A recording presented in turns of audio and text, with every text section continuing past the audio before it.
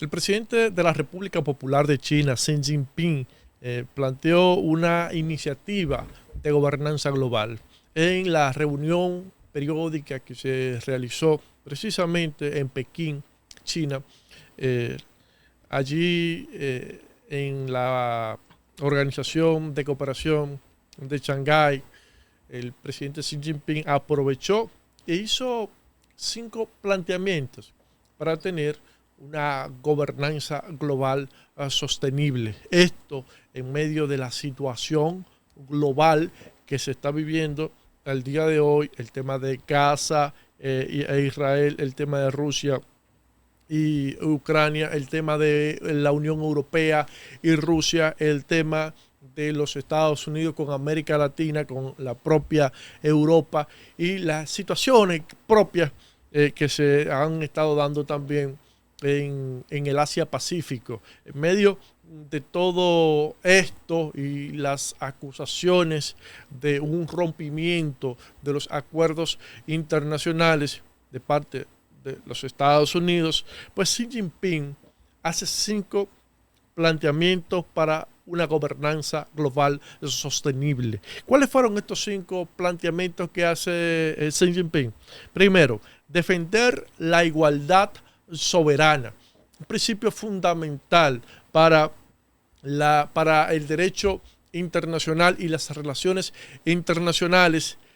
Fue el reconocer que todos los estados, no importa qué tan grande o pequeño, no importa qué tan rico o qué tan pobre, no importa qué tan desarrollado o subdesarrollado, son iguales ante los organismos internacionales y el reconocimiento internacional.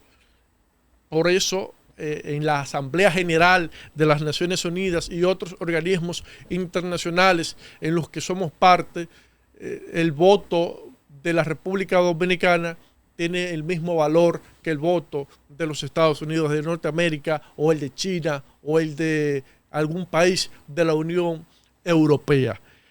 Pero eso es en teoría. En la práctica, la geopolítica al final termina influenciando bastante en el rompimiento de ese sistema internacional.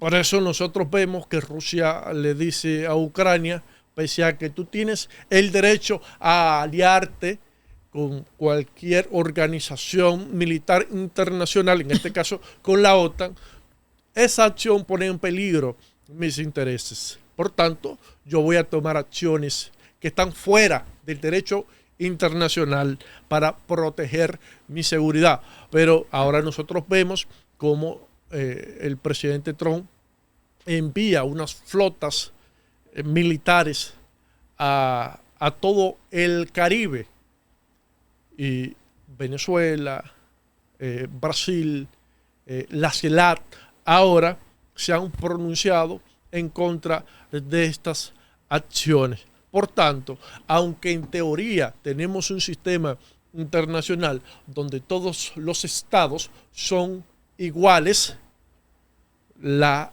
realidad es que al final los países fuertes terminan imponiendo su voluntad, incluso por encima de la propia soberanía de los estados más pequeños. Lo segundo que habla es respetar el Estado de Derecho internacional. Y esto es bastante interesante porque toma un término que es propio del liberalismo occidental y lo aplica a nivel internacional. Los estados occidentales, tanto de la Unión Europea como Estados Unidos y los propios estados latinoamericanos, tienen un sistema o un estado, o su estado se caracteriza por ser un estado de derecho, donde el imperio de la ley se impone sobre el accionar de sus autoridades. Sin embargo, esto se queda en las fronteras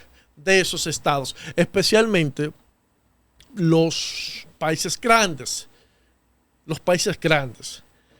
Y lo que Xi Jinping está diciendo, mira, vamos a extrapolar este Estado de Derecho nacional a el sistema internacional de las naciones y que haya un imperio de la ley que rija a los estados. Esto es bastante complicado y ha sido un debate bastante largo y conflictivo a lo largo de la historia, porque al final los estados han entendido que propugnar por un Estado de Derecho internacional, de cierta forma, lacera la soberanía interna de los estados. Pero eso piensan los pequeños, pero los grandes, aunque utilizan el mismo argumento, se han opuesto porque un Estado de Derecho internacional con un régimen de consecuencias real, pues igualaría a todos los estados del mundo en términos reales. Y lógicamente en la aldea global, y cuando hablo de aldea global, en este caso no hago referencia al concepto que se ha utilizado históricamente para decir que todos vivimos uno al lado del otro, fruto de la interconexión que hemos ido desarrollando con las nuevas tecnologías, sino una especie de celda global donde no hay normas, donde no hay reglas y donde el más fuerte termina imponiéndose sobre el más débil. Lo tercero que plantea es practicar el multilateralismo, fundamental en el sistema internacional que tenemos hoy, como he mencionado anteriormente. Los fuertes terminan tomando decisiones unilaterales, como lo de Rusia, Ucrania, como lo de Estados Unidos ahora al Mar Caribe, como lo de propio China en el mar de China y el estrecho de Taiwán, los 9 trazos y otras medidas que han venido tomando. Eso es fundamental. Lo cuarto es promover un enfoque centrado en las personas, fundamental, y donde dice vamos a tener un sistema internacional más social que se centre en la gente. Y lo 5, da prioridad a la acción. Esto es una crítica directa a los organismos internacionales que nosotros tenemos hoy día, donde son extremadamente buenos planificando, donde son extremadamente buenos haciendo lluvia de ideas que den soluciones a problemas y en identificar problemas. Sin embargo, al final no son tan eficientes en la ejecución de esa planificación que hacen en un principio y de todos esos acuerdos de hermanamiento que se hacen, esas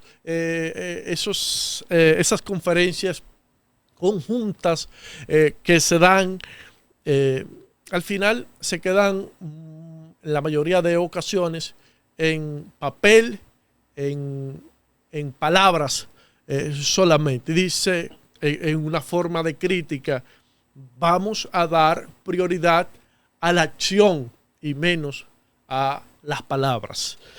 Esto redefine la política internacional, que es lo que busca precisamente Xi Jinping y la República Popular de China, es presentar un nuevo modelo de gobernanza global donde se dé más prioridad al multilateralismo, al Estado de Derecho internacional, a la gente, a la acción y a la igualdad soberana por encima de los intereses individuales de los estados fuertes que terminan imponiéndose sobre los estados más débiles.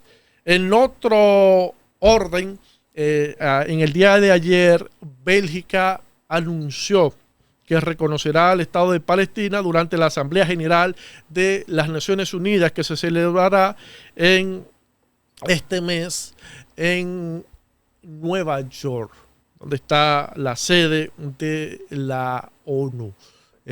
Esto se suma ya al reconocimiento que hizo Francia, al reconocimiento que hizo España, al planteamiento que hizo de manera conjunta la Unión Europea y donde otros países también se han ido sumando. Lamentablemente, las políticas que ha tomado el presidente de Israel, Netanyahu, pues han impulsado, han llevado, han obligado a que parte importante de sus aliados occidentales, en este caso de la Unión Europea, terminen de manera directa reconociendo a Palestina como un Estado, lo cual, bajo ninguna circunstancia, Netanyahu ni la clase conservadora de Israel quiere esto. ¿Por qué no lo quieren? Sencillamente porque Hamás es considerado un grupo rebelde y terrorista porque no es parte de una milicia formal de un Estado. Entiéndase esto. En el momento que Palestina sea reconocida como Estado y Hamás se convierta en la milicia de ese Estado, entonces se estarían enfrentando dos Estados, no un Estado con una milicia formal en contra de un pueblo que no tiene milicia formal y sean considerados rebeldes y terroristas. Por eso, Israel a toda costa busca que Palestina no sea reconocida como un Estado, porque mientras no sea un Estado, serán terroristas, y mientras sean terroristas, pues tendrán un argumento lo suficientemente sólido como para seguir atacando a los terroristas.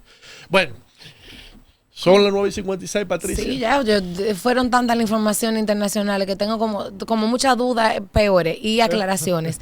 Pero se nos acabó el tiempo. Como siempre decimos, el tema en televisión es que tenemos que ser responsables, porque en Coco TV hay toda una programación para ustedes que los invito a continuar viendo. Nosotros regresamos mañana. Se nos quedaron temas de la semanal y seguro que todo el día de hoy se generarán otras informaciones que tenemos que debatir con ustedes. Gracias por la sintonía. Nos vemos mañana.